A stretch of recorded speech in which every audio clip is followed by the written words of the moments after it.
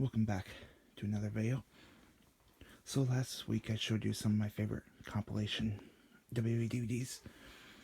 So this week I'm going to be showing you some of my favorite pay-per-view DVDs and also TNA and AEW. So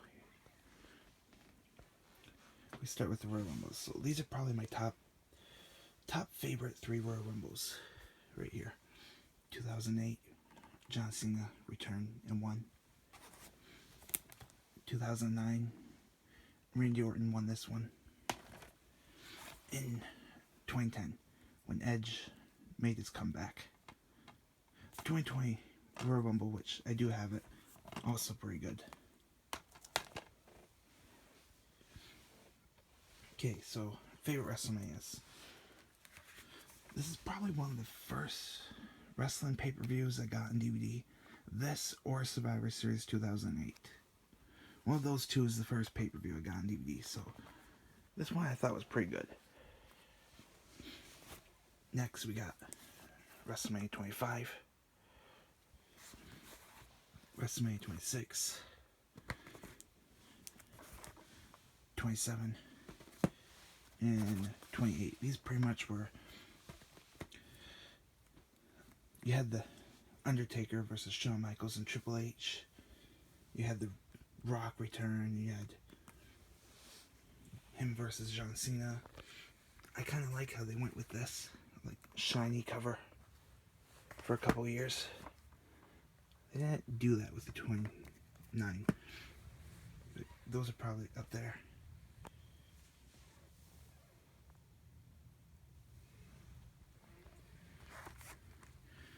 I also like this WrestleMania 30. The streak ended. And there's one more. Hang on. Let me see if I can get it without knocking stuff down.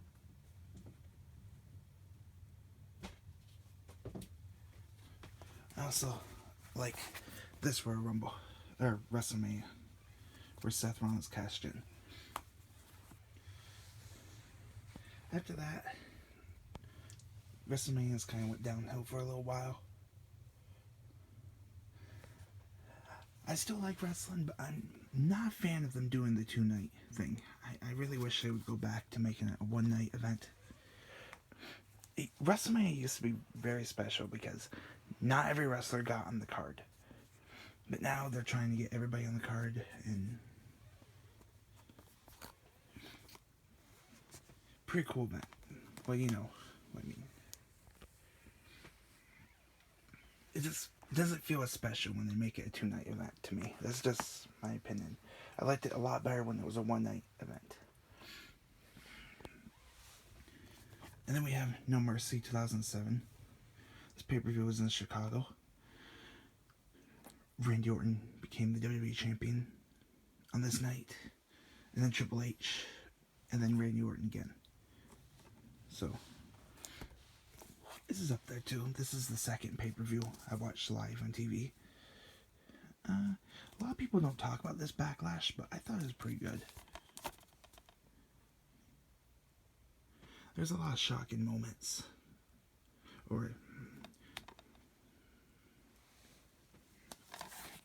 Especially you have Edge,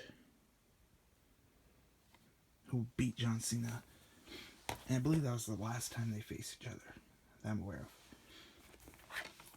We have Money in the Bank 2011. CM Punk wins the WWE Championship. This is one of my favorite pay-per-views. Put it up there. I also like the Payback. The first 2 Paybacks were really good. This is 2013. And this is the one with the Shield. The first 2 Payback pay-per-views I thought were really good. So next we got my favorite TNA DVDs. So we got TNA's 50th Greatest Moments. Not any matches, but they have a lot of the greatest moments. Great way to learn more about the TNA history. And then we have this DVD, which is kind of like the sequel to that DVD. So this DVD goes from like 2002 to 2005. And this one goes from like 2005 to 2010. I think the only reason they released this was because of Hulk Hogan. They wanted to get that footage. Again, no matches, but it's nice having all the moments. Next, we have the best of the X Division.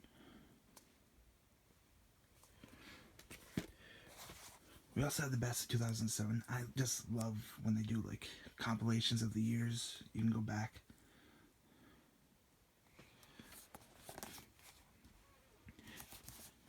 They did have a best of 2009 DVD. I do have it, but I like this one better. We have the Kurt Angle Champion documentary DVD.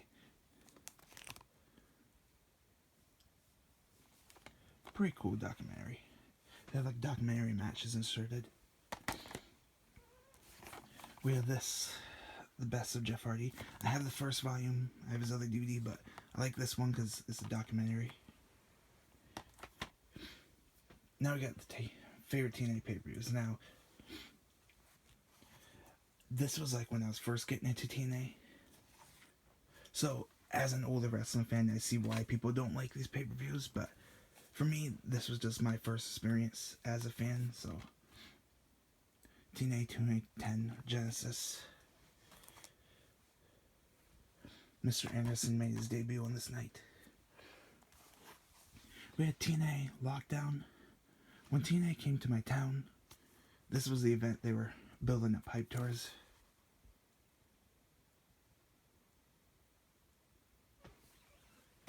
Oh, and here's the Genesis.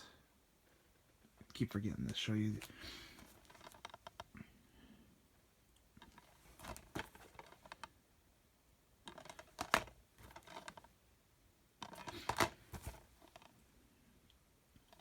Yeah, I think I forgot to show you some like the matches on here, but that's okay. TNA Bound for Glory 2010. Jeff Hardy turning heel. Yeah, it was okay. Could have been better. Slammiversary 2012. I put this is one of my favorites because Christian Cage made his debut. And let's see if I can find it. Hang on. And you have CM Punk. I remember everybody was like hyped about that. They're like, look, CM Punk's on the TNA DVD. He was in TNA very briefly. Didn't have as good of a run in TNA as he did in ROH and WWE. TNA Lockdown, Faces and 8 storyline was pretty good. So I put this on the list. Bully Ray turns heel. Wow, Bully Ray wins the World Championship. And TNA 2013. This was the night that AJ Styles won. Pretty much they copied what WWE did with this. And after that, TNA sort of kind of died down a little bit. And now we got my AEW DVDs. Now, I wish I kept up with these because these are going to be rare, hard to find in the future. But these are all the ones I have.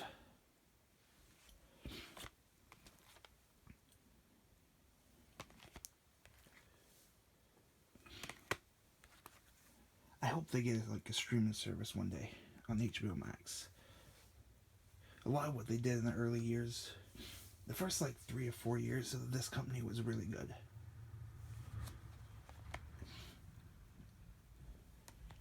And CM Punk made his debut. And then he gets fired. And then 2 months later, he shows up in WWE again.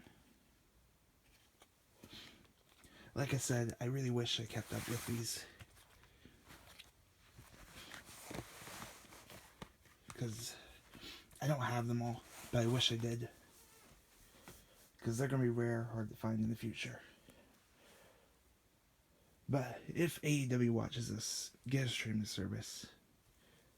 I can't wait for that. A lot of their early years are really good. So, yep. Next week I'm going to show you. These are pretty much like my favorite pay-per-view, WWE pay-per-view, and other wrestling company DVDs. So, yep. Next week comes the diecast collection.